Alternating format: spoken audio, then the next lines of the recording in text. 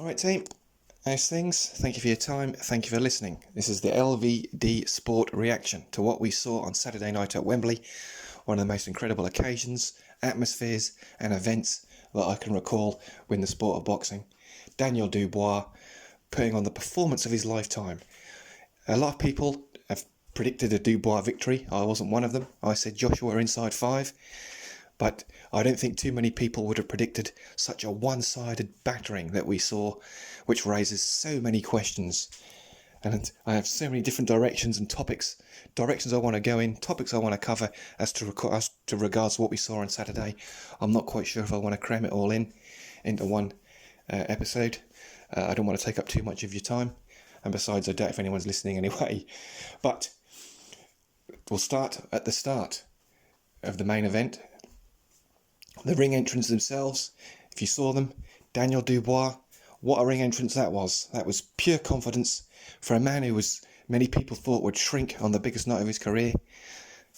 I didn't think he would shrink. I just thought the fight was going to be too much for him. But my word, you could just see when he was coming through, when I think it was Prince Allah tune kicked in, Daniel in the Lion's Den. What a reaction that was. And I don't care what anybody says, I definitely think that Frank Warren has some sort of reaction within Daniel Dubois. When Daniel Dubois is around with Frank Warren, he changes. Of course, everyone says his dad. Of course, his dad has been around his whole life. But there's undoubtedly a change in demeanour of Daniel Dubois when he's around Frank. I'm not sure whether that feeling is reciprocated. Judging by Frank's reaction to Daniel's victory, I don't think he was that particularly enamoured. If that was me, if I was Daniel's promoter, I would have been jumping up and down his back and congratulating him. You've pretty much put a fork in the top line career of Anthony Joshua, as well as winning a huge fight in a huge event at Wembley Stadium. But if anything, Frank was a little bit, I wouldn't say nonplussed, but his reaction wasn't what I thought it was going to be. But regardless, that was Daniel's entrance. Anthony Joshua's entrance. How self-indulgent can you get? Godfather. There was another tune which I can't remember off the top of my head. But my goodness, it was... And then when you saw him walking down to the ring, it was like a man going to the gallows. Incredible. The man exuded zero confidence, zero belief. Just his ring walk. When he was stood in the ring, when the ring introductions were going on and the anthems were playing, he was stock still. And as I said, even though I predicted Anthony Joshua to win inside 5 rounds, at 7 minutes past 10, as the fighters were going through the introductions, I texted a friend and I texted him, the last time I saw a fighter who looked that frozen to the point in his corner was when Vladimir Klitschko lost to Corey Sanders. And that was a fight which nobody picked Corey Sanders to get the victory. But I can always remember how before that fight started, Vladimir was iced to the spot, not moving a muscle. And what happened to him, of course, he was bounced around in 2 rounds by Corey Sanders. Luckily for Anthony Joshua, he did last a bit longer, but not too much longer. As for the fight itself, Daniel Dubois did exactly what I thought he would do. Straight out, boom, attack and leave himself open. But what he did do, definitely, and I'm not sure who's going to get the credit for this, whether it's Don Charles or Kieran Farrell, but if you watch that fight, the only real success that Anthony Joshua has throughout that fight, with the exception of that right hand in the 5th round, which made Daniel's legs wobble, was the only punch of any real resonance he had throughout the fight was his jab. Everything else, Daniel Dubois neutralised fantastically. The right hand of Joshua, as I said, with the exception of that one in the 5th, any time he tried that right hand, Daniel timed it, rode it, read it, jammed it. It was incredible, the work that he did with that right hand. And well, I'm guessing, as I've never seen him do that before. If you can think back to how many punches he was literally eating against Filip Hrgović, I'm guessing that the Kieran Farrell effect has come into full force with that one. That was a tremendous effort from Daniel Dubois, and his ring IQ and ring composure was markedly different than it was previously, and that was also an element which I think caught Anthony Joshua by surprise, as well as his team. And the punch which caused the knockdown near the end of the first round. It's incredible that a man who has been involved in so many fights, big fights, stadium fights, championship fights, like Anthony Joshua, got caught with that punch, was totally unawares. It was as if he wasn't expecting Daniel Dubois to throw it or be in a position to throw it. Unbelievable. It was as if Anthony Joshua had been in this position many times before in training, sparring, where he disengages, moves away, and it's almost as if that's a code for training sparring partners to not attack. And he did it this time, and he paid the price.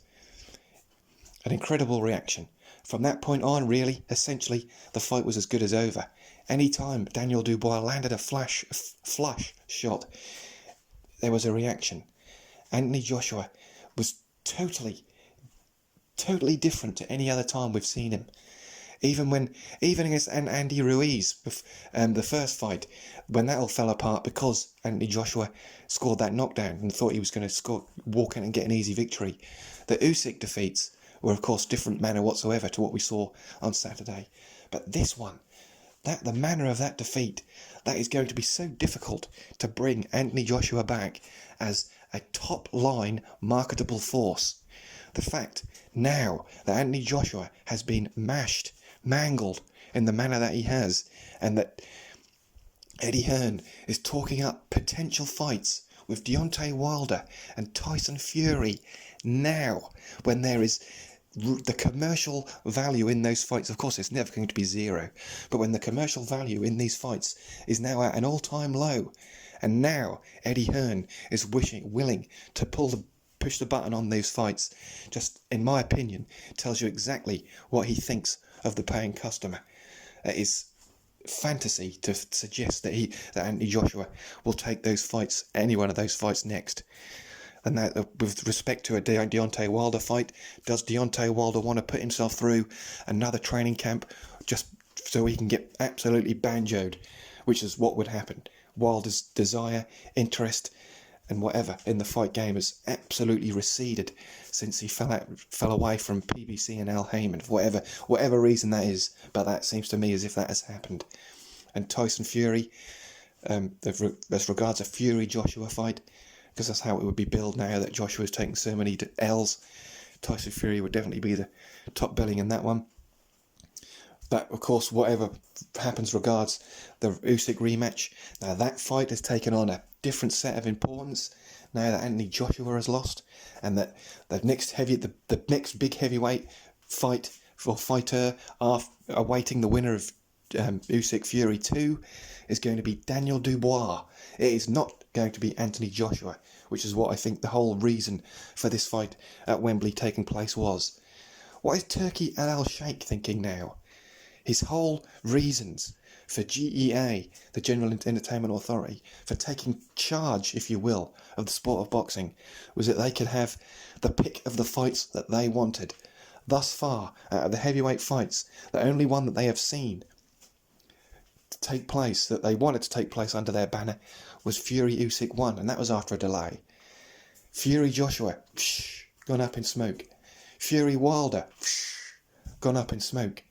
And now, with Daniel Dubois essentially ending the top, 95% ending the top shelf career of Anthony Joshua, what has that done to Turki Al Sheikh? Does Usyk Dubois 2 have the same commercial ring to it? Does Dubois Fury have the same commercial ring to it? It doesn't to me, but who knows? Incredible. The way that fight ended has changed so much for the heavyweight landscape, and it's going to be fascinating to see what the next few months brings. Will Fury Usyk 2 happen on the date? That's another big question which is going around at the moment. Excuse me. But as for regarding Daniel Dubois, but the performance from him there has opened so many gates and doors for him. He's going to be on the lips of just about any other sports fan, boxing fans, casual fans, that dreaded term. He's really opened up a whole realm of possibilities for himself in that performance. But, of course, if you see by the way he fights, In my view, Daniel Dubois is not long for a heavyweight reign. Whether it be Usyk again, or if the Tyson Fury fight was to happen, you wouldn't pick him in either of those fights. Would he be the favourite against Zhilei Zhang or even Martin Piccoli? Fascinating fights if they were to happen. As for Anthony Joshua, as I was saying, his commercial value is an all-time low. He's coming off such a heavy defeat. When your stock is that high and your value is that high within the sport, the one thing you cannot do is take another big fight after having such a crushing loss. And yet there we are with Anthony Joshua, so certain that he's going to be continuing his career and carry on in the way that he was. And that's Eddie Hearn, the hubris of that man to claim that there is a rematch clause. Of course, that changed, but he was just absolutely feeling the sting of defeat after, not just the sting of defeat, but the manner of that defeat, which caused Eddie Hearn to claim that there's an IBF Championship rematch on the offing. But all you've got to do, think back to just the events of not even a fortnight ago, when a certain Josh Warrington was told that because he was coming off a defeat, an IBF Championship match wasn't on the cards for him. And yet, here's Eddie Hearn talking of an IBF Championship rematch for a fighter who was now going to be coming off a loss in his previous fight. Quite intriguing.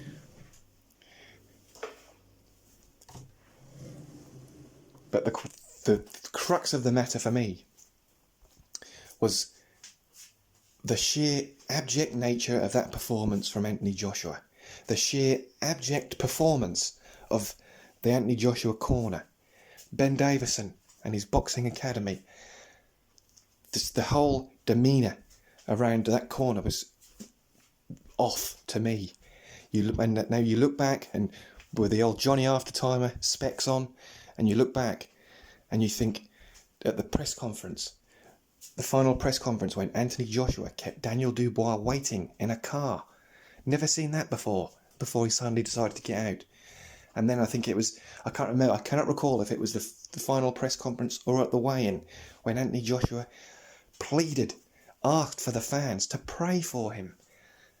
When you look back at the events of what happened during the fight, and the getting out of the car late, praying, and then, last but not least, arriving to the venue with less than an hour before the fight. Was this a man who was of the belief that he was going to win a portion of the heavyweight championship of the world for the third time? Throw that all in together with his performance, with the performance of his corner. The demeanour and appearance and the general outlook of that team was one of abject, whatever the adjective for that is, an abject feel about the whole corner event. And I've been racking my brains over this. I've watched the fight back 2 more times since I watched it live, and it is unbelievable. It is almost, with the exception of his head, from the head down, it was an unrecognisable Anthony Joshua. And I will leave you with this just before you go, or before I go. If you've listened to me this far, I thank you. But this is going to be my final thought. There's a rumour going around at the moment that a certain former world champion who vacated his title within the last few months is currently serving a silent ban as it regards to UCAD. Of course, we will not hear about this ban. If it is true that we will not hear about this ban until it is served, that as the new UCAD rules, thanks to Amir Khan, he was the one who broke the seal on that, was banned, served his ban, and we heard about the ban once the ban was served. And I think this is what we're going to get going forward. But this fighter, who has connections to the Ben Davison Boxing Academy, who has vanished into thin air as well in the past few months, I don't think it'll take too much detective work to work out who it is. But if you think back, if there has been a drug test failure, and this fighter has had to clear the decks, as it were, stay away, does this also mean that whatever magic is going through that establishment wasn't going through the establishment during the training for Anthony Joshua and his fight for Daniel Dubois? And is that the upshot, that performance, that I don't know what you'd call it, just that the sense of defeat which was hanging over that Anthony Joshua team, is that a result of your silent bans? That's going to be my last thought. Thank you for listening. Thank you for your time, as I always say. Please hit that notification bell if you'd like to be kept in the loop about my content. Please subscribe. And that just leaves me to say my final thing, which is, as always, keep your gloves up and your chin down. Thank you for listening.